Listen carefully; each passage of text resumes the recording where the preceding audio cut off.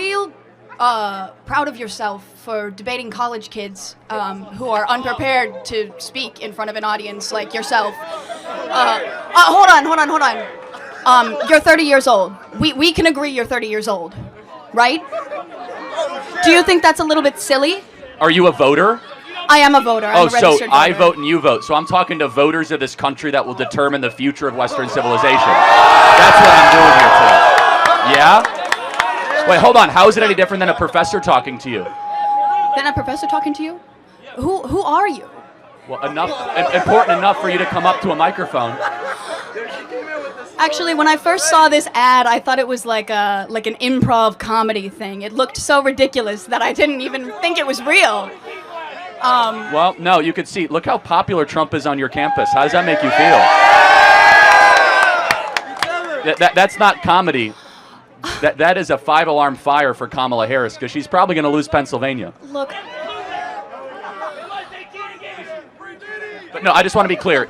Is there something wrong with talking to voters? No, there's nothing wrong with talking to voters. Well, that's what we're doing here today. It's an open mic. I think that you push a dangerous agenda. Such as? Your stance on abortion rights, for example. Here we go. How about this radical idea? What if people waited to have sex when they got married? That will never happen. Why? Because people want to. I'm being so. I did it. Yeah, I waited for marriage. I mean, it was amazing. That's amazing for you, but you are not. What about people who get married? I know it's not easy, but that's a good question. Let me get to this though. Do those of you that haven't, I'm guessing you all haven't waited till you got married. Do you wish you did? No. No. Do any of you wish you? So, in the ideal, if I could paint a world for you that you only shared your sexual experience with one person that was your soulmate, that's not interesting to you? No. Oh, that's cool. But wait, you guys don't that's an regret ideal world. any of the men you've slept with? I don't believe in a man that I've soulmates. slept with. You don't but believe in soulmates? Not necessarily. How about best friend? No. You don't believe in best friends? I've had a lot of best friends in my life. Perfect match. No. I don't think that exists You meet either. so You many guys people are throughout so your lifetime. jaded. I do think the sex is better when You you're meet so in many love. people throughout your So lifetime. jaded. At least we're consistent. No, you're very You consistent. can have multiple soulmates. Multiple soulmates. Yeah. I was saying, like, with as big as the world is, you're not going to necessarily find exactly one person. Because you're going to grow Yeah, throughout your life. Yeah. We're Because, I mean, changing like- all the and time. sometimes Your people don't soulmate grow with you. But if that person were to grow with you, then that's... So then, if it's not a soulmate, then what, I mean this not facetiously, then what is the purpose of marriage? I don't agree. I wouldn't do a legal marriage. If you have as much sex as you want before, and marriage really doesn't mean much, does it? No. Do you think America was a better country when people waited to have sex when they got married? You think everyone did that in America? No, it was the vast majority of women in the 50s and 60s would not have premarital sex. Do you think that's a good thing or a bad thing? That people are having more premarital sex? I personally don't like it. I don't like hookup culture at all.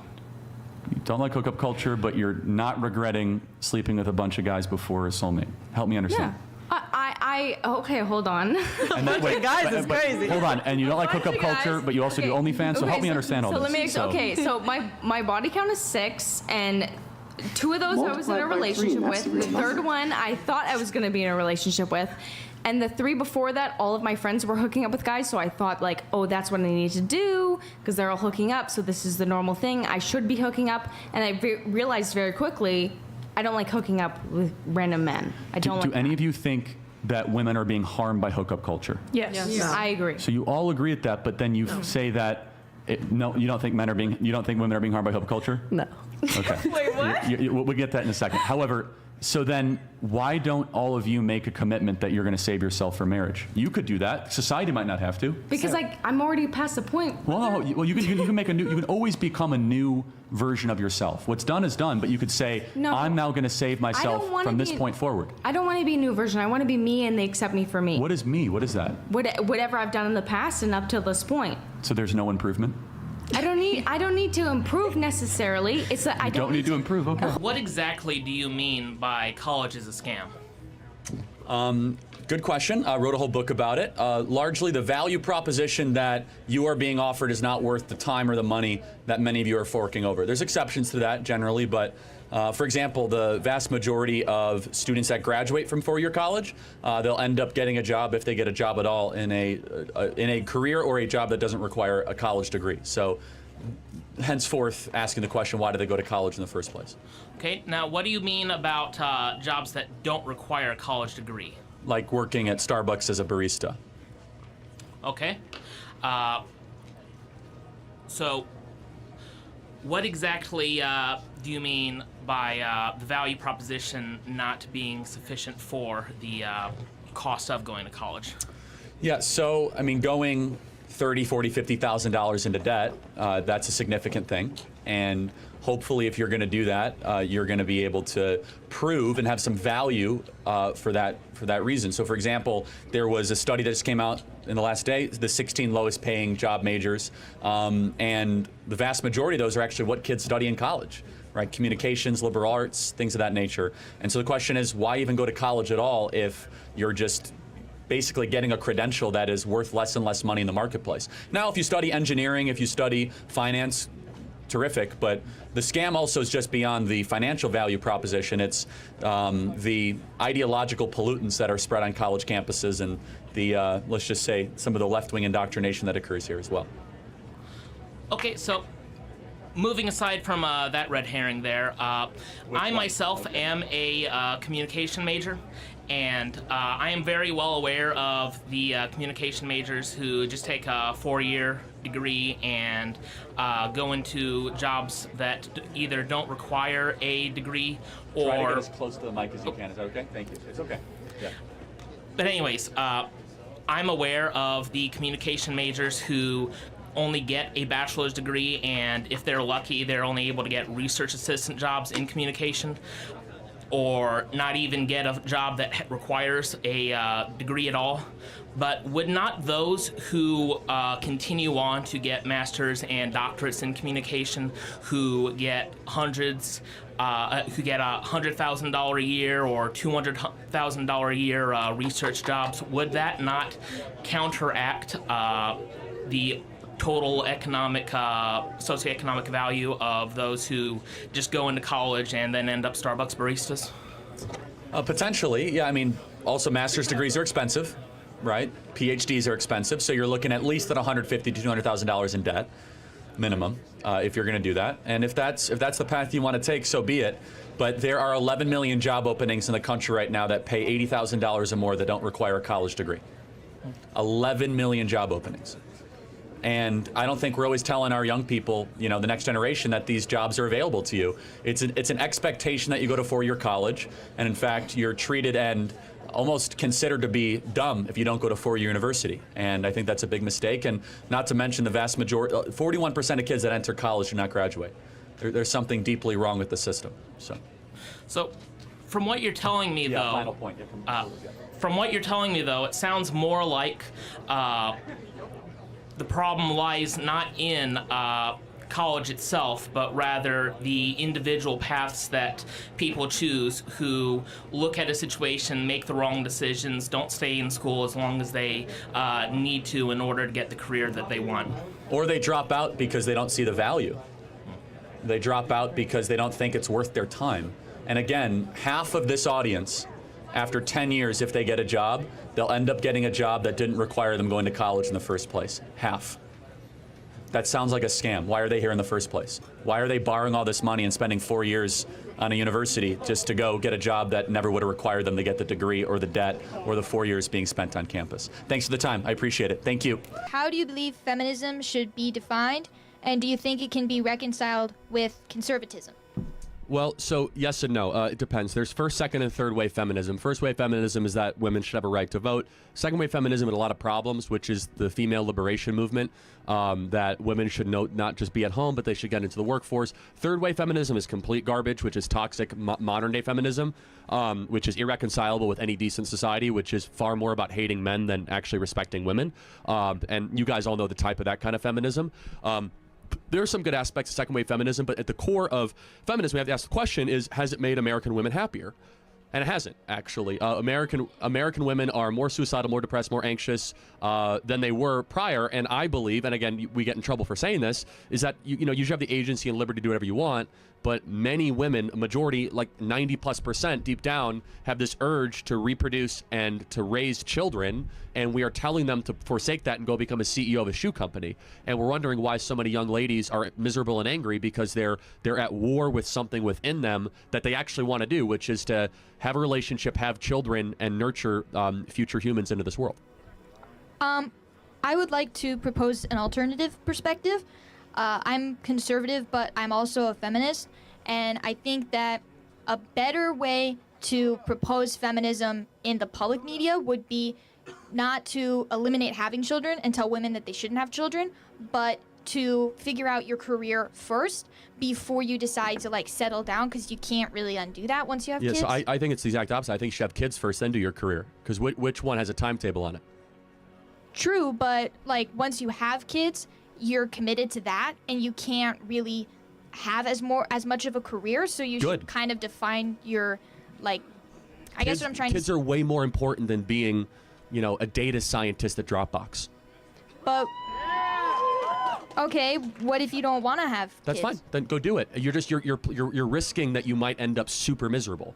And that's what we're seeing, is that we have seen a spike where half of women in their 30s that are unmarried are on antidepressants. Half. We've never seen a spike like this. And again, I'm not saying that's the only reason, but we've never, ever seen a generation or a group of people so angry, so miserable, so medicated. And there's obviously something wrong. We know who are the happiest women in America. Women with 3 or more kids are the happiest women in America. Least suicidal. Yes, right? And by the way, it's not easy, but it's super deep. And so again, if you want to go be a data scientist, God bless you. This is country, free country, go do that. I just think that there's a part of the story that isn't being told, which is that the opposite should be like, have kids as soon as possible, and then you can go pursue your career in your late 30s once your kids are 18 years old. And it's the opposite. We tell people, wait. And by the way, when you reach your 30s, you might be infertile, you might have trouble having kids, you might need IVF, you might need all these other very, harsh treatments, and you might not even find a mate. Okay, thank you. Thank you That's very all I much. had. Enjoy class. Thank you. Do you view democracy as an American value, something that's very important to the fabric of this country? No. Where is democracy in the U.S. Constitution? Oh, okay. So No, hold on. Where is the word democracy?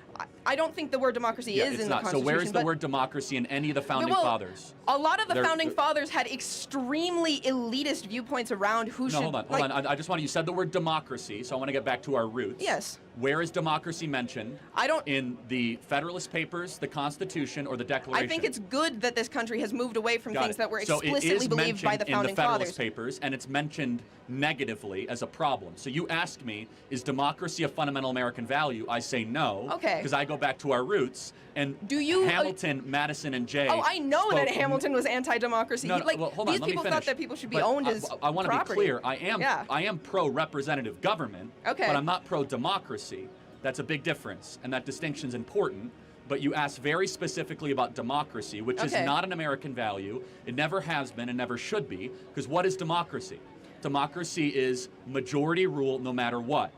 That there's no provisions of checks and balances, no inalienable rights, no separation of powers, pure if the majority gets it, the majority wants it as quickly as possible. I don't advocate pure democracy. I do understand that we live in a representative, we live in a republic, and I understand in representative these things. government. Okay. And you might say I'm splitting hairs on words, but I'm not. Well, see, that's coming from a place where on some level we have a level of democracy in this country and people vote and it is part of their civic duty to vote. Sure. Yes.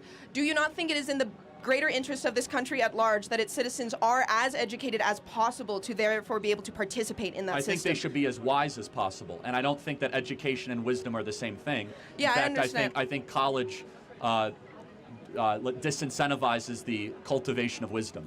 In the age where there is such a hypersaturation of, and we've seen this, extremely polarizing, different, people are getting their news from wildly different sources. Yes. People just don't interact with the other side at all. Do you think that being an autodidact in any sense of the term is going to give you a thorough and rigorous education if you are so likely to end up sucked into these holes where you're never interacting with people That's not my only form of learning. I meet a lot of cool people. I learn from people like you and others.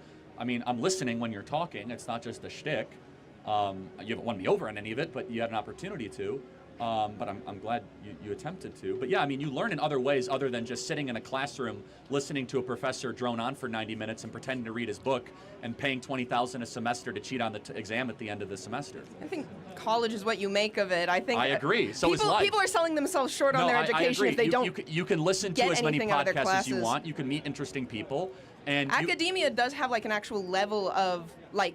You have to prove that you're worth your salt, at least to have peer-reviewed papers published, No, I mean, yeah, which you don't have to do to start a podcast. If you get a PhD, yes, but hold on. So is your contention that I'm not informed or not worldly or not wise? I want to be clear. I'm not making any claims about your specific level of being informed. I'm Okay. saying the general like rhetoric on the right against education, against higher education Well, hold on. specifically. Why do you think it is? Is it because you think we hate smart people, or is it that there's something happening here that we really think is troubling? I think it's much easier to control people who are less educated. See, now you're a conspiracy theorist. So, no, it's... Anti-intellectualism is a hallmark of fascism. Do you think we're against higher education because it largely has created an ungrateful, unprepared generation that goes into the American body politic and does not share the core American values of freedom of speech, gratitude for our founding, consent of the governed? In fact, it's hyper-radical. And it's against our traditions, our norms, and our customs, and it's created massive fissures. We call that the woke mind virus, if you will. Okay, that makes... It's not because people are easier to control. In fact, we love learning. I learn every day. In fact, that's why I'm pro Hillsdale College, where it's probably one of the hardest colleges in the country to get into and graduate from. The problem is that when you are learning largely trash and crap, and you're not going in the pursuit of truth, beauty, or goodness, and you're not trying to inculcate wisdom or good character. There's no oversight on online political punditry to make sure that you're in pursuit of wisdom and goodness. No, like, of course you there's not. directly profit from propagating viewpoints that are more polarizing and that suck people deeper into more conspiratorial thinking. Hold on. So what you're doing is you're actually insulting the audience, not me. Because the vast majority of this audience actually enjoys watching my videos, and they enjoy hearing from me. I never said your audience didn't enjoy watching your videos. Because you say I'm profiting. The way you do profit, like you financially, you make a ton of money from getting more clicks. The audience rewards me because they find that I bring some value. Well, I don't and that they necessarily learn think something from that me. whatever gets the most eyes question. on a specific. But it's easy to attack me as exploitation. What I say is actually very popular and resonates with people. Thank you for your time. I appreciate it. Thank you. I was speaking with some people who are kind of against you coming here today, and they say that you come here, you're media trained, you've memorized all these talking points, and I just kind of wanted to question, like, are you truthfully like here to try to change people's minds, or is there kind of a benefit to keeping people divided? Like, I guess what I'm trying to ask is, do you think it's better for the country to be divided ideologically, or is it like preventing a more progressive debate? Well, I guess, how am I dividing people if I ask you if you disagree, you come to the mic? How is that divisive? Well, no, I'm just saying it's like you have these like clickbaity titles. It says like prove me wrong. Your critics are saying that you're trying to keep people divided. They're urging people not to come talk to you because you're going to spin it. What would you like to say to like your critics? They're welcome to come to the microphone and say whatever they want to me, but they're intellectual cowards and they won't do that.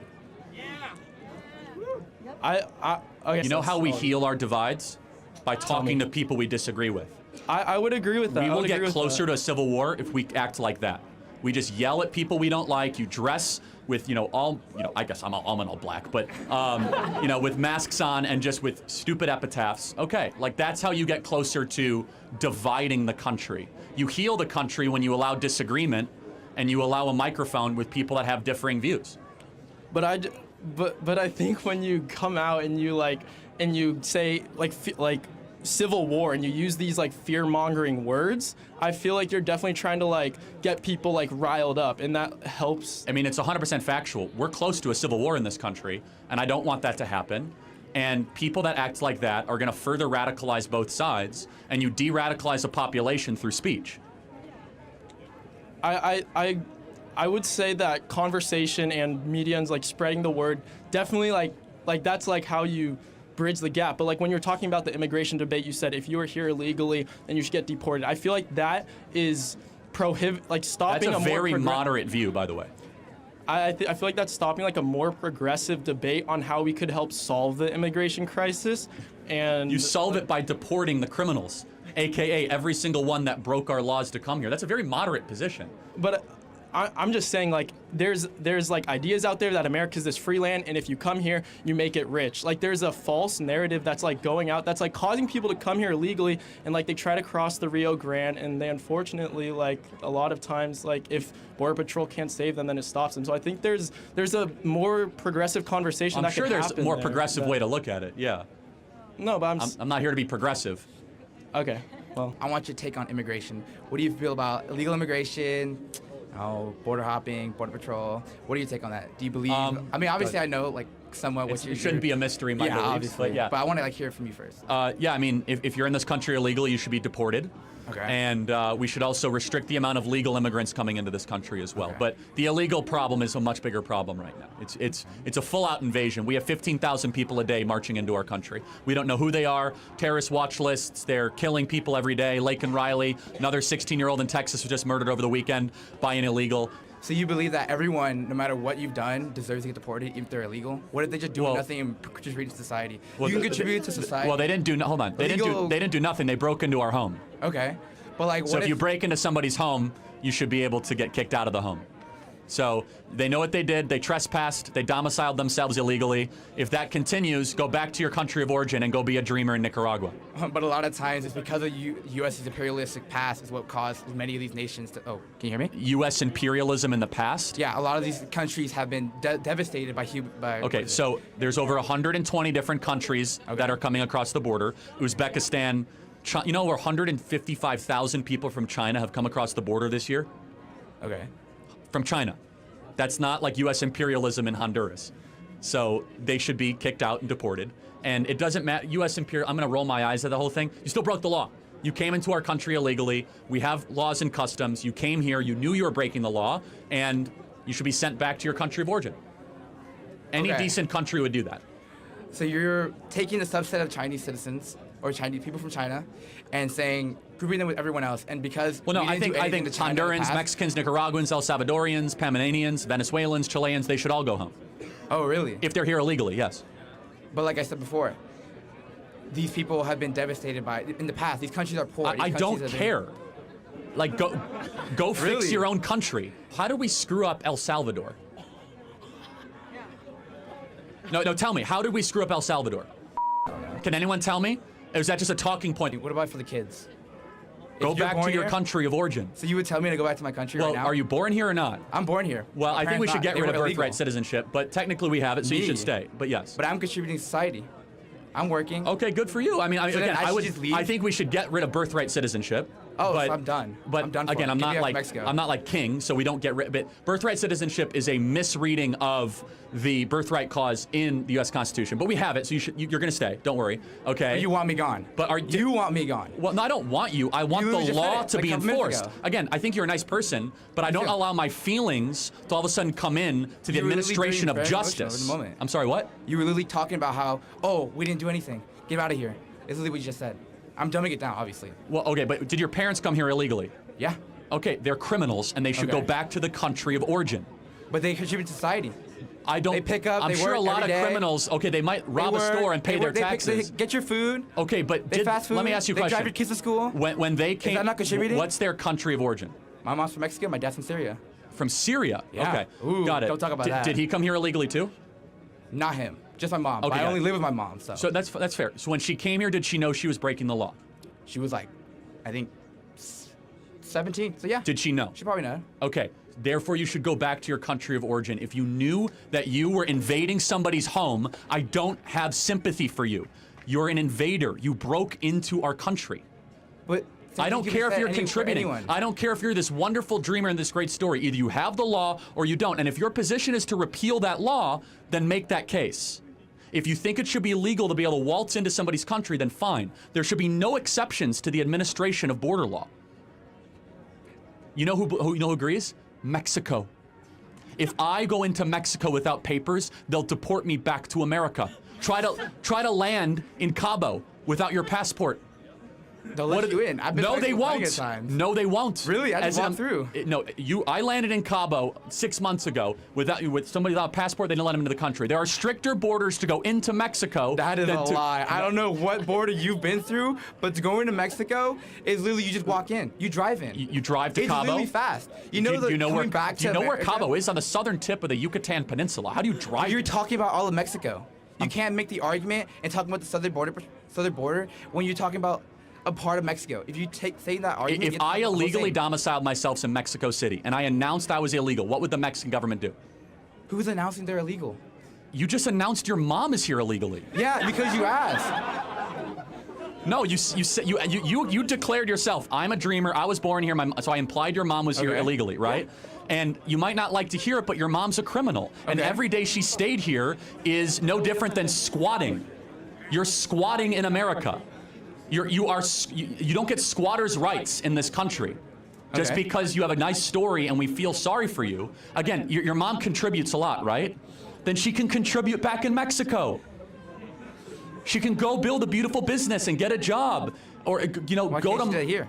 She already is, but the point is that she wasn't welcome here. She wasn't invited. She cut in line. She took the place of other legal immigrants from across the world that have to wait decades to come into here. She wanted it more, so she cut in line under this mass sympathy campaign, and we're supposed to feel sorry for her?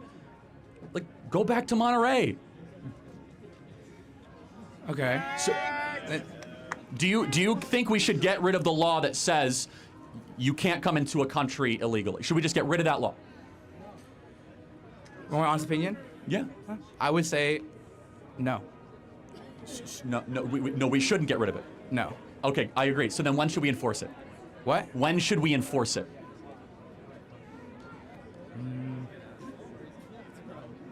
I don't know. Okay, and the reason, and I respect the intellectual honesty, because if you said we should enforce it all the time, then it would apply to your mom. But look, you're a winner of all this. You get to be in the greatest country in the history of the world, right? I respect it. I love being American. Yes, and so, great, okay? And we have birthright citizenship. You have a U.S. passport, I assume, right?